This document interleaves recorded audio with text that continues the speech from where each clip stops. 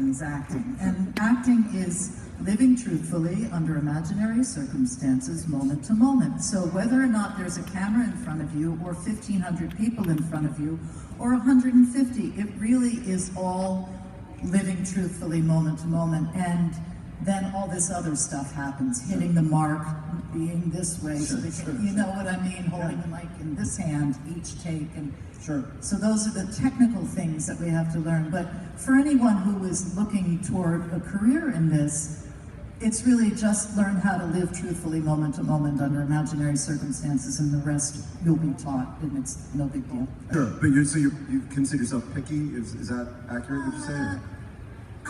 I'm not crazy about the word picky, but conscious. I make very conscious choices. Yes, I think that's picky. I don't think picky is pejorative. Okay. Yeah. All right. I mean that in like you're I guess choose carefully. I guess. Yeah. Yes. Cool. And then so you say you've been jumping back and forth. What was the first thing that you did back and how long have you? You say I'm not asking a year, and I'm asking like in your life. I began my professional life in the Broadway cast of Hair at the Biltmore Theater in 1969. So, can you share some of the other fantastic names of some of the people who were in that cast with you? I was doing it with Melba Moore and Ben Vereen was in the cast when I was there. When I first started, Jerry Ragney and James Rado were still doing the show. Was Diane Keaton around or no? Diane had just left when I got into the Broadway cast. Yeah. So that was your professional debut of any kind? Yes, it was. And did you get naked? Yes, I did. Yeah. I don't do that anymore. Can I just horn in and say that's the first Broadway show I ever saw? That's cool. It was you, buddy. With me? See, on these panels, they get to learn things about each other also. That's how it works. But then, but you come from a family that's been in show business all these years. Yes. Was theater a part of the whole family's experience, or was it you? You know what I mean? Well, it was very much, my father was primarily a Shakespearean actor. That's what he considered himself to be. And he came from the theater. And in fact, back in the mid-30s, I think it was 1935 or 36, he in addition to being an actor, he was a portrait sculptor. And he was actually commissioned by Cecil B. DeMille to do a bust of him. And in the sitting with DeMille heard his speaking voice and asked if he was an actor. To which my father replied, "Yes, Mr. DeMille, but I don't do films, I do theater." Making up my mind that I was going to actually do this for a living. I was in high school. And I went to my father and I said, "Dad, I've decided to do this." And he said, "Well, son," he said, "it's in your blood. Get a good liberal arts education, major in English literature." And I said, "Well, what I'd really like to do is I'd like to go to the Royal Academy." And I had this idea that I would audition and submit an application to the Royal Academy in London. That never happened for me. But what I did get the chance to do was to perform on Broadway with Hugh Cronin and Jessica Tandy, which for me was my time at the Royal Academy. Every night was a lesson, and they were just extraordinary.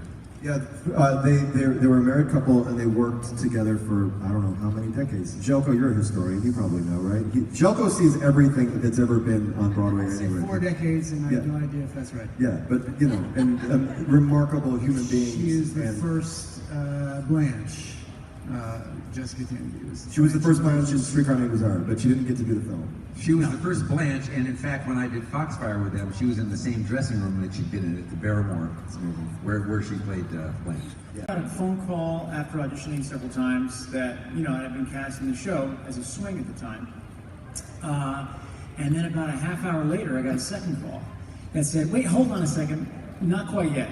And I was like, "You just told me I'm going to have my Broadway debut, and now I might not." And they said, "Well, there's an alumnus who might consider coming back, which would preclude the current swing to pop up into the role of Mark. So thank you for being busy, because if you had come back, I might have not done the show."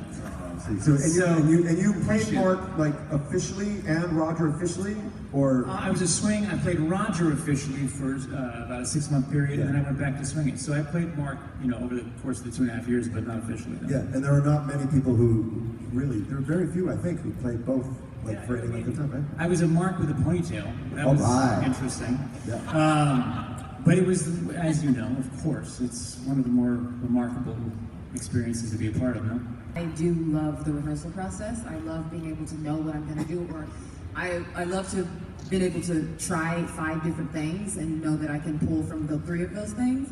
And so whenever you have all the cameras and you're on someone else's time, you don't really have that kind of time to sort of go through that process. So you just have to find something that works, something that you can continue to do and you don't forget. Because if you get too complicated with the choreo, I know for myself, on set, then it gets to be a little bit out of control. And so you always have to remember what you did in the take before to kind of be in sync with everything. So I know for me, I think I'm the only one on stage. It was my first, Madam Secretary was my first TV show. And no one prepares you for what you're supposed to do when you get there. And I remember my first day on set, and I'm like, well, what if they all know that I knew? How am I going to be able to mask that I knew? And how am I going to figure out where to go? And being on stage, you can kind of like go where you need to go. You just need the numbers up there. And then when I got to set, and we're shooting up for my setup, and they're like, we really need you to hit this mark. And we need you to do everything you do. We need you. I'm like, well, but I'm trying to feel it. I'm trying to like act. I'm trying to do these things. They're like, no, hit your mark.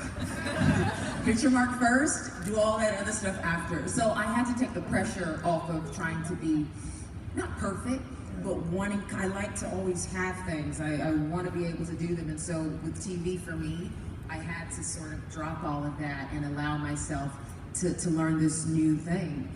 Right? So we can all move to New York or, you know, to do theater, be from Wisconsin, and we're always going to be Packers fans. So we are theater lovers, and so you can try and pull us away, but we're always going to gravitate back. So if there's any sort of bent of like, well, it's not quite like theater, it's just because it's kind of what's in our bones.